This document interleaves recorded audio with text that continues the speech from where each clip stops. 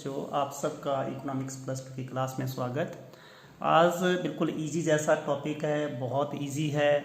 ठीक है, तो इसको हम करेंगे डिटर्मिनेंट्स और कंपोनेंट्स ऑफ एग्रीगेट डिमांड। ठीक है, समग्र मांग के निर्धारक तत्व या समग्र मांग के निर्धारक या घटक भी हम लिख सकते हैं। इसको हम क्या लिख सकते हैं? जो हमारी समग्र मांग है, समग्र मांग का मतलब होता है एग्रीगेट डिमांड।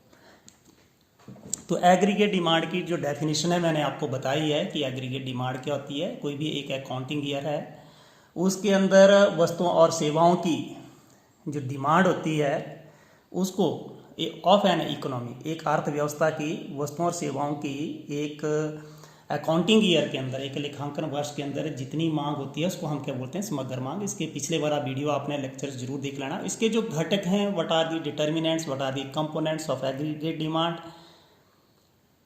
समग्र मांग के जो घटक हैं ये मैं आपको थोड़ा सा यहाँ पे चार्ट से बताऊंगा। सबसे पहले तो इसके जो घटक हैं या समग्र मांग के घटक,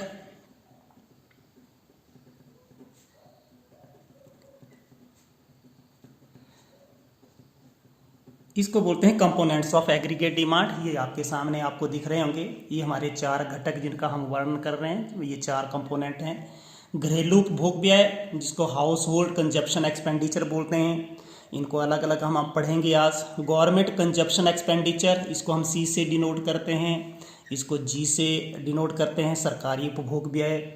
इन्वेस्टमेंट एक्सपेंडिचर भी लिख सकते हैं, इन्वेस्टमेंट एक्सपेंडिचर, इसको आई, इसको निवेश बोलते हैं। और net export, X minus M. X क्या है? आपका निर्यात है, एक्सपोर्ट है। एम क्या है? आयात, जिसको इंपोर्ट बोलते हैं। वैसे देखने से लग रहा है कि X stands for export, M stands for import. यानी कि आप क्या करेंगे? शुद्ध निर्यात कैसे निकालेंगे? निर्यात के मूल्य में से आयात के मूल्य को घटा करके। समझ आ गई होगी कि हमारे ये चार घटक आगे कौन कौन से? घरेलू उपभोग व्यय, सरकारी उपभोग व्यय, निवेश और शुद्ध निर्यात। Household consumption expenditure, C. Government consumption expenditure, G. Investment, I. Net export, X minus M. इतनी समझ आपको आ गई होगी कि हमारे घटक सबसे पहले आपने ऐसे बना करके, आपको कैसे लगेगा? जो भी एग्जामिनर को बहुत अच्छा लगेगा कि आपने कैसे इसको रिप्रेजेंटेशन, आपकी क्वेश्चन की रिप्रेजेंटेशन बहुत अच्छी होनी चाहिए। ठीक है, अब हम अलग अलग घटक मैंने यहाँ पे भी लिख के रखे थे कि आपका घरेलू उपभोग व्यय, सरकारी उपभोग व्यय, निवेश और शुद्ध निर्यात। ठीक है, अब हम बात करेंगे, इसलिए हम एग्रीगेट डिमांड को लिखेंगे। जो एग्रीगेट डिमांड कैसे बनती है? C plus G plus I plus X minus M.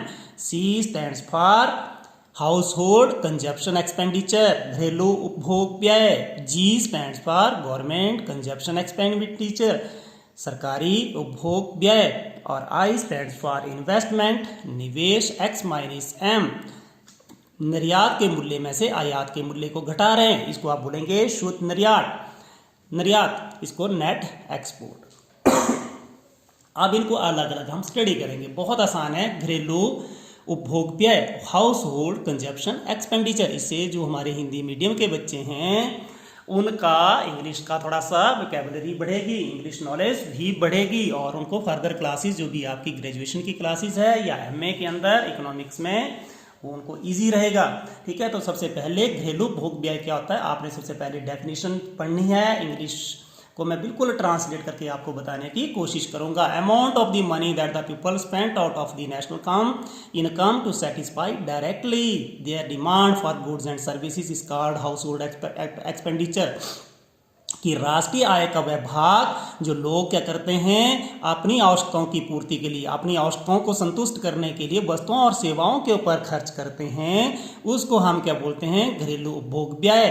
आपको समझ आ गई होगी कि एक राष्ट्रीय आय है, राष्ट्रीय आय के वह भाग जो लोगों के द्वारा अपनी आवश्यकताओं की संतुष्टि करने के लिए वस्तुओं और सेवाओं के ऊपर खर्च किया जाता है, उसको घरेलू उपभोग व्यय कहते हैं। ठीक है, जैसे आपने लिख लीजिए, यहाँ पे एक एग्जांपल दिया है कि मान लीजिए आपकी एक इकोनॉमी है, उसकी इनकम कितनी है?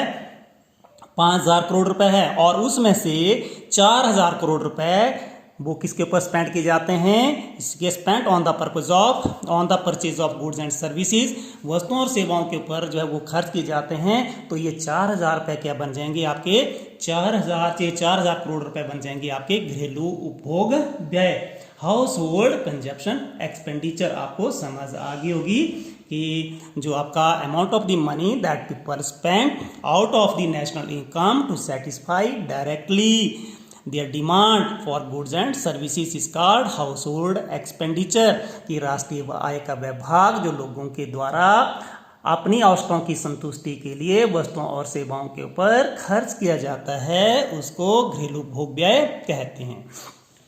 तो ये आपने थोड़ा सा लिखना है कि सी जो घरेलू उपभोग व्यय है is the function of by, ये राष्ट्रीय आय के ऊपर डिपेंड करता है। तो मैंने आपको पहले भी बताया है कि जैसे जैसे जिस देश की राष्ट्रीय आय अधिक होती है उसका घरेलू उपभोग व्यय अधिक होता है। अब आपने यहाँ पे लिखना है कि जब राष्ट्रीय आय, यहाँ पे मैंने यहाँ पे लिखा नहीं कि हर चीज इसके ऊपर नहीं लिखी जाती है, जैसे जैसे वाई ज्यादा होती है राष्ट्रीय आय ज्यादा होती है, घरेलू उपभोग व्यय अधिक होता है, और राष्ट्रीय आय कम होने पर घरेलू उपभोग व्यय कम होता है। इसको भी आपने नोट्स में लिख लेना है। अगला देखिए गवर्नमेंट एक्सपेंडिचर, जिसको जी से हम डिनोट करते हैं। आपको पता है सरकार भी क्या करती है, बहुत सारा एक्सपेंडिचर करती है, बहुत सारा व्यय करती है, बहुत सारा खर्च करती है, जिसको हम सरकारी उपभोग व्यय कहते हैं। कैसे, expenditure made by the government on goods and services to meet various purposes, ठीक है, अलग अलग देशों की पूर्ति के लिए सरकार के द्वारा वस्तुओं के ऊपर खर्च किए जाने वाले धन को हम क्या बोलते हैं, सरकारी उपभोग व्यय। अब आपको पता है कि सरकार बहुत सारे काम करती है, कौन कौन से, वर्क ऑफ पब्लिक इंटरेस्ट, जो भी लोगों की भलाई के काम है, जैसे सड़कें बनाती है, सड़कें बनाने के लिए बहुत सारी मशीनरी की जरूरत पड़ती है और बहुत सारी चीज़ों की जरूरत पड़ती है। रोड्स बना रही है, स्कूल्स बना रही है, स्कूल्स के अंदर लैब से लेकर के हर चीज़ कितना मटीरियल की जरूरत पड़ती है। हेल्थ सर्विसेज, हॉस्पिटल्स बनाती है, इरीगेशन सिंचाई के काम करती है, इलेक्ट्रिसिटी, सप्लाई ऑफ इलेक्ट्रिसिटी मतलब बिजली की पूर्ति करती है, maintenance of law and order कौन मेंटेन करता है, हमारा जो पुलिस डिपार्टमेंट है, उसके ऊपर बहुत सारा खर्च किया जाता है। डिफेंस के ऊपर जो आपने देखा कि हमारी जो डिफेंस के ऊपर कितना ज़्यादा खर्च किया जाता है, तो ये सारा कौन सा खर्च आ गया, सरकारी उपभोग व्यय। सरकारी उपभोग व्यय आपने लिखा है कि सरकार के द्वारा अलग अलग उद्देश्यों की पूर्ति के लिए वस्तुओं और सेवाओं के ऊपर जो खर्च किया जाता है उसको हम सरकारी उपभोग व्यय कहते हैं। जैसे आपने लिख लेना है, सड़कें बनाने के लिए, स्कूल्स के लिए, स्वास्थ्य सेवाओं के ऊपर, सिंचाई के ऊपर, बिजली की पूर्ति के लिए और कानून व्यवस्था को बनाए रखने के लिए और राष्ट्रीय सुरक्षा के ऊपर जो किए जाने वाले खर्च को, इत्यादि इत्यादि खर्च को हम क्या बोलते हैं, सरकारी उपभोग व्यय बोलते हैं। इतने खर्चे नहीं होते हैं, बहुत सारे खर्चे होते हैं। और ये भी जो गवर्नमेंट एक्सपेंडिचर है वो भी राष्ट्रीय आय के ऊपर डिपेंड करता है। आपने देखा जो अमेरिका जैसे राष्ट्र हैं उनका गवर्नमेंट एक्सपेंडिचर बहुत अधिक है, सरकारी उपभोग व्यय बहुत अधिक है, और जिस राष्ट्र की आय कम होती है उसका उपभोग व्यय कम होता है। ठीक है, समझ मेरे हिसाब से आपको आ गई होगी कि घरेलू उपभोग व्यय से आप क्या समझते हैं और सरकारी उपभोग व्यय से आप क्या समझते हैं। अब हम बात करते हैं इन्वेस्टमेंट की। अब आपको पता है इन्वेस्टमेंट करनी चाहिए, जिस देश के अंदर जितनी ज़्यादा इन्वेस्टमेंट होती है वहाँ पे उतनी ज़्यादा इंडस्ट्रियाँ लगती हैं, उतना ज़्यादा प्रोडक्शंस होती है, उतनी ज़्यादा एम्प्लॉयमेंट होती है। तो इन्वेस्टमेंट अब आपने क्या लिखना है, इसको निवेश व्यय भी बोलते हैं। Investment refers to that expenditures which is incurred to increase the capital goods। ये ऐसा व्यय होता है जो क्या करता है, हमारी कैपिटल गुड्स को, पूंजीगत वस्तुओं को बढ़ाने के लिए जिसका प्रयोग किया जाता है। जैसे आप डैम्स बना रहे हैं, आप क्या रोड्स बना रहे हैं, आप फैक्ट्रीज लगा रहे हैं, तो ये सारे के सारे किस में आते हैं, इन्वेस्टमेंट के ऊपर आते हैं। ठीक है, incur to increase the capital goods. कौन कौन सी कैपिटल गुड्स आ गई, पूंजीगत वस्तुओं में वृद्धि करने के लिए फैक्ट्रीज लगा दी, एटसेट्रा एंड एटसेट्रा। इसमें भी बहुत सारी मदें आती हैं, बहुत सारी आइटम्स इसके अंतर्गत आती हैं।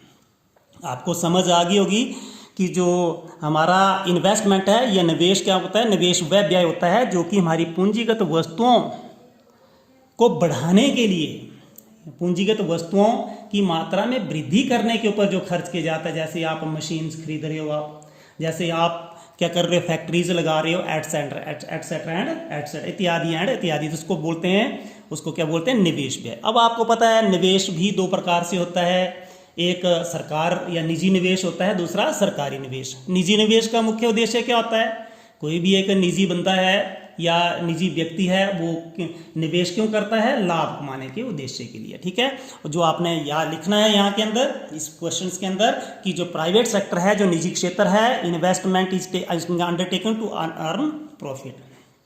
जो निजी क्षेत्र है वो क्या करता है, निवेश करता है लाभ कमाने के लिए। लेकिन हमारा जो पब्लिक सेक्टर है, सरकारी क्षेत्र क्या करता है, लोक कल्याण के लिए निवेश करता है। ठीक है, लोक कल्याण के लिए निवेश करता है। तो इसको आई से डिनोट करते हैं। इन्वेस्टमेंट रेफर्स टू दैट जो है वो expenditure which is incurred to increase capital goods like machines, factories etcetera.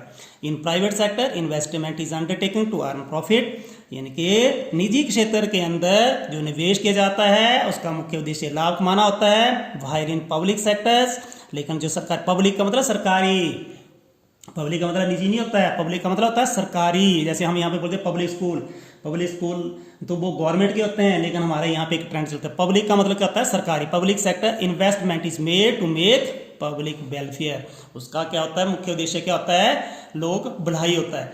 अब आपने नेट एक्सपोर्ट, अब आप क्या करते हैं, ध्यान को सुनना है, यहाँ पे मैं थोड़ा सा बताने की कोशिश करूंगा। मान लीजिए आप एक्सपोर्ट कर रहे हैं कितने का, 1000 करोड़ रुपए का कर रहे हैं, और इंपोर्ट कर रहे हैं आप 800 करोड़ रुपए का।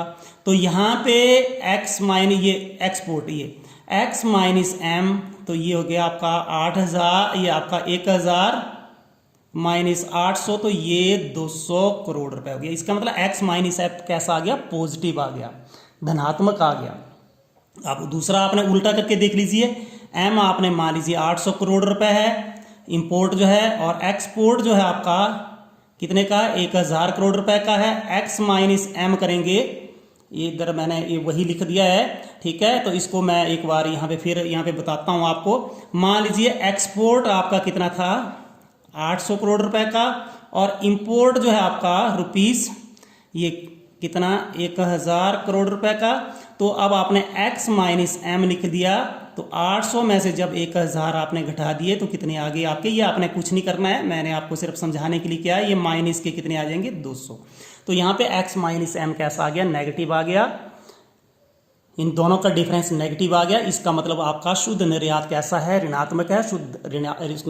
शुद्ध जो आपको निर्यात धनात्मक भी हो सकता है। ठीक है, अब आपने मैं इसको थोड़ा सा बताना, it is measured by the difference between total export and total import. ठीक है, इसको लिखेंगे कैसे, x माइनस m, यहाँ पे आपने लिख लेना है, ध्यानपूर्वक मैंने आपको बता दिया। x क्या है आपने लिखना है, क्या है ये, एक्सपोर्ट, और m क्या है आपका, इंपोर्ट। ठीक है, अब आपने यहां पे ध्यान को सुनना है, इसको हम बोलेंगे निर्यात और इसको बोलेंगे आयात। अब देखिए x minus m greater than 0 आ रहा है, इसका मतलब निर्यात जो आयात से ज्यादा है, इसलिए शुद्ध निर्यात कैसा है, नेट एक्सपोर्ट कैसा है, पॉजिटिव है। शुद्ध निर्यात कैसा है, धनात्मक है। और x minus m less than 0 आ रहा है, इसका मतलब क्या है, आपका निर्यात आयात से कम है, इसलिए आपका शुद्ध निर्यात कैसा हो जाएगा, ऋणात्मक। ऋणात्मक मतलब मीन्स नेगेटिव हो जाएगा। तो आपने, मैंने आपको बता दिया कि जो आपके ये समग्र मांग के जो घटक हैं, समग्र मांग के मैंने आपको 4 घटक बताए, घरेलू उपभोग व्यय, सरकारी उपभोग व्यय, निवेश और शुद्ध निर्यात। आपको फील आई होगी, आपको समझ भी जरूर आएगी, एक नहीं तो 2-3 बार देखना है। हिंदी मीडियम के बच्चों के लिए मैं ये बता रहा हूँ कि ज़्यादा बेनिफिशियल है as compare to English medium के बच्चों के लिए। आपने इसके अच्छे ढंग से नोट्स बनाने हैं, और कई हमने जैसे पूरी हर चीज़ को हम इसके ऊपर तो नहीं लिख सकते हैं। ठीक है, आपने कोई चीज़ें जो बोल रहे हैं बोली तो होती हैं लेकिन छूट गई होती हैं, उसको भी आपने इंक्लूड करना है अपनी कॉपी के अंदर। ठीक है, थैंक यू। वीडियो अच्छा लगा हो तो लाइक जरूर बनता है। Thank you.